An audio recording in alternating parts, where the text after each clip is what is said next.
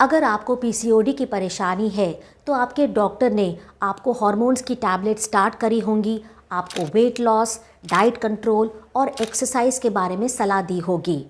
But इस video में मैं आपको कुछ ऐसे सप्लीमेंट्स, कुछ ऐसी टिप्स दूंगी जिससे आपकी पीसीओडी की परेशानी जो है वो और अच्छे से कंट्रोल हो पाएगी।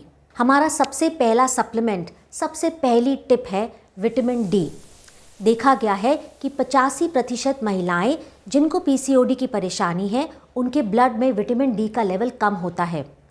विटामिन डी बहुत ही ज़रूरी है हमारे शरीर में ब्लड शुगर के लेवल को मेंटेन करने के लिए, और जो पीसीओडी में भी मदद करता है। इसलिए रोज़ाना विटामिन डी 3 महीने के लिए लेना बहुत ही ज़रूरी है। विटामिन डी के लिए आप जेमकैल की टैबलेट ले सकते हैं, आप अपराइज D3 ले सकते हैं। हमारा दूसरा सप्लीमेंट है इनोसिटॉल।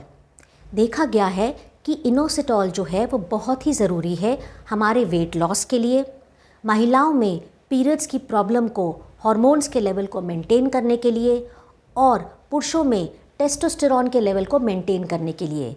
ये तीनों ही चीज़ें जो है पीसीओडी में फ़ायदेमंद होती है।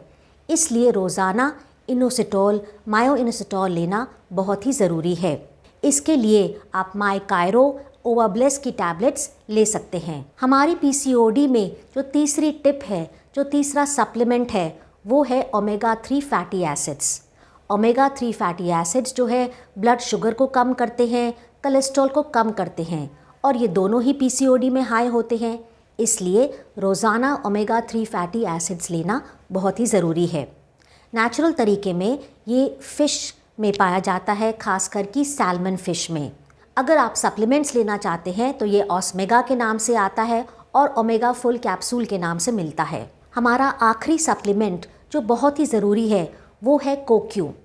कोक्यू हमारे शरीर में इन्फ्लेमेशन को, सूजन को कम करता है।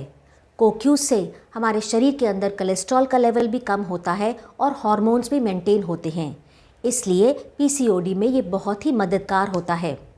कोक्यू के लिए आप अल्फ़ा Q10 मेडिसिन जो है वो ले सकते हैं। अब मैंने आपको ये 4 सप्लीमेंट्स बताए हैं जो अगर आपको पीसीओडी की परेशानी है तो आप ले सकते हैं। ये हैं inositol, vitamin D, omega 3 fatty acids और कोक्यू। पर आपको ध्यान रखना है कि ये कोई भी सप्लीमेंट आप डॉक्टर की प्रिस्क्रिप्शन, डॉक्टर की कंसल्टेशन के बिना बिल्कुल नहीं लीजिए, क्योंकि वो आपको आपकी पोजीशन को देखकर, पीसीओडी की परेशानी को देखकर आपको सही डोज की सलाह देंगे। अब तक हमने सप्लीमेंट्स के बारे में बात करी है। अब हम कुछ ऐसी नेचुरल चीज़ों के बारे में बात करेंगे जो अगर हम अपनी डाइट में इंक्लूड करते हैं तो पीसीओडी को कंट्रोल करने में आपको मदद मिलेगी।